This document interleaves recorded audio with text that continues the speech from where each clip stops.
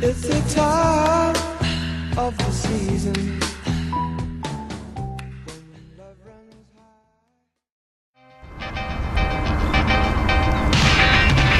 Hot now, flowers looking pretty, melons on the vine, growing gardens in the city. Josh, what are you doing, man? Hey, I was just getting in the spirit, getting ready for the summer, you know. You are such a goofball sometimes, I swear. That's what they say. I'm just getting into ready for action. I think, hey, we're actually recording, it looks like. Hey, just be cool. Okay, I'm cool. Welcome to Savor the Season. I'm Michael, the Director of Sustainable Food Systems here at Rio Salado College in Tempe. This here is Josh. He's our sustainable gardener. Josh likes to sing a lot. Michael sings too, I swear. I know they're always telling me to sing Far, Far Away, but I don't even know that song. Anyway, friends, the reason we brought you here today is we wanted to introduce to you a member of the beloved Cucurbitaceae family. In other words, the cucumber. Hey, when I think about cucumbers in Arizona, Josh, I'm thinking about one thing, Armenians. Armenian, well, he said it. That's what we're going to be working with today, the Armenian cucumber. We want to share some of this excitement with the viewers? I would love to. Actually, I suppose the most interesting thing about the Armenian, or unique rather, is that botanically it's a melon. I know, that's what I said. Melon? That's right. It's actually grown and used like a cucumber in the kitchen. However, in the garden, it's only going to cross with melons growing nearby. Translation, chefs? Crisper than a melon, sweeter than a cucumber. Interesting way to put it. Another fact in the kitchen, actually, is that the rind of this cucumber, or melon rather, is not known to cause indigestion like some of the traditional cucumbers, so you could go peelless. Peelless. Peelless. So what you're saying is, no need for this baby? Not in this instance, if you don't want Done. to. Another thing that the kitchen likes, so I hear, is that there's less scraping than a traditional cucumber too. Seeds, I mean. But if you're not fellow green thumbs, because there's going to be plenty of those babies to save for your next crop. Well, on that note, Josh, what do these babies look like in the ground? Well, I thought you'd never asked. Let's go check it out. Let's go.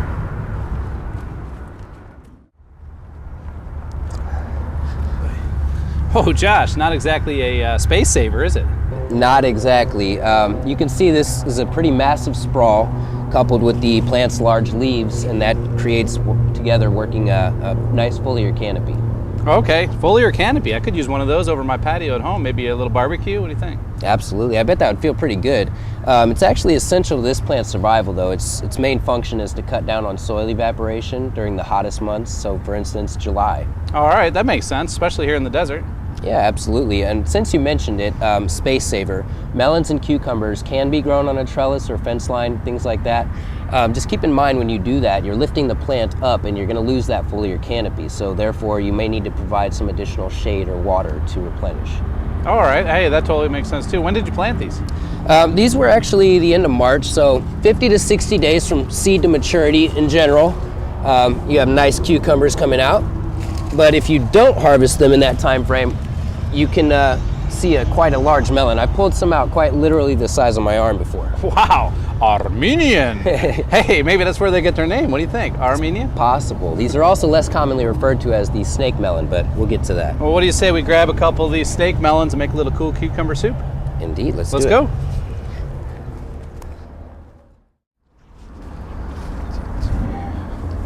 All right, so now that we've washed these up, I think they're ready for good use. Oh yeah, I'm thinking cool cucumber soup all the way. All right, and that sounds a little bit better than cool snake melon soup if you ask me. But I thought that soups were supposed to be hot. Well, I thought cucumbers were supposed to be cucumbers, not melons. Yeah, touche. But I guess that's a different point for a different time. Why don't we get onto the soup? What do you say? That sounds good. Let's all do right. that. Well, here's what I'm going to do today. We're going to start with our cucumber. As we said earlier, it can go peelless. So I'm going to chop off a little section of soup. We'll make a little bit today, okay? All right. I'm gonna go ahead and cut it right down the middle. So as you see, we do have some seeds in these. Very simply, just take a spoon and you're working your seeds right into a bowl so you don't make a mess. Okay. And look at that, with about 4 scrapes, I'm totally 100% seedless. All right, and it looks like these could have went a little bit further. When you're, like I mentioned earlier, saving seeds, you're going to want to wait for it to be entirely mature, and then you're going to start seeing some of these really solid seeds here. Basically, instead of throwing them in the garbage like we have before, you just give them a quick rinse and set them aside. I like to put them on a coffee filter or something like that. Just keep them out of the sunlight, give them plenty of filtered air. So I'm fine with that. As you can see here, we just chopped our cucumber. We're actually going to make this soup in the blender to make it a very quick, easy summer soup. So I'm not getting fancy with my cuts, just a quick little chop. Keep it rustic. I'm gonna put some of this in my blender. Okay. We have a little garlic, because you know on Savor the Season we always use garlic. It's just a mandatory type of thing. Okay. And I do like to garden with good energy, right? That's true, he does. Right. You guys know that. And actually, the interesting thing is garlic's in season right now too. We've pulled this garlic this morning. This garlic we're using today is fresh, but in general, if you're gonna use it for storage, you wanna make sure that you cure it for about 3 or 4 weeks or so. And I'm just running my knife through this once again.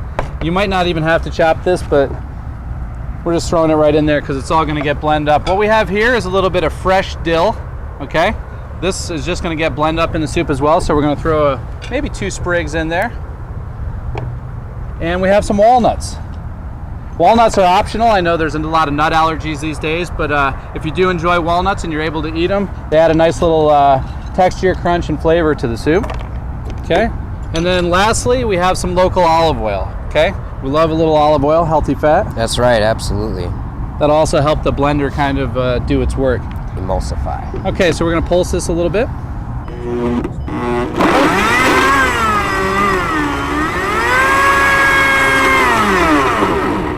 When you're making soups like this, quite often, or smoothies or that kind of thing, quite often you'll have to just kind of work it a little bit, push your items down, and then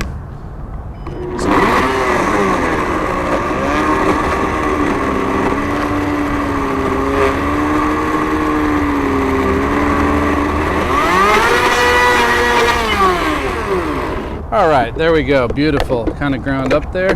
This kind of reminds me of the part where I say this looks easy enough for a gardener like me to do, right? And you say, well, hey Josh, I saved the easiest part for you, in fact, my friend. see? Yogurt. Ah, yogurt. This is very important, actually. You're right. I may be partial to our Armenian cucumber here, but the yogurt is extremely important. As I mentioned, I look for live and active cultures when I'm purchasing yogurt, but it's also very easy to make in your home. That's true, that's true. Actually, in Arizona, we can actually purchase raw dairy products, which really does aid in digestion.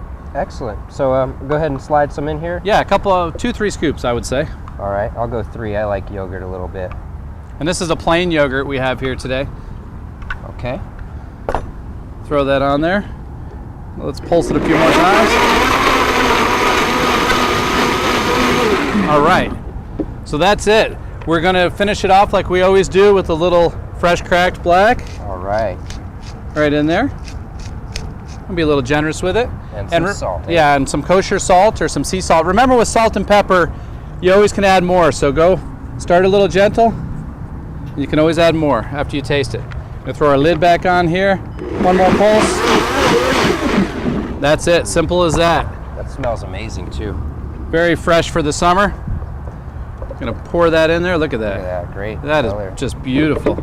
Let's move this aside. We're gonna set this right here. Now, if I was making this at home for a dinner party or even at the restaurant, we would take some fresh dill and we would just get those oils going, get them out of there, break it up right on fresh there, okay? Good taste, Just, good just look. beautiful. Yeah, why don't we take a spoon here? Why don't we taste it? All right.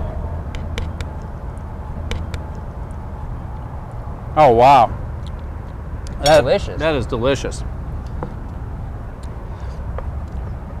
You know, if I wanted to not serve it as a soup, maybe I wanted to do a crudité platter, something like that, fresh vegetables, broccolis, carrots, whatever you have coming out of the ground.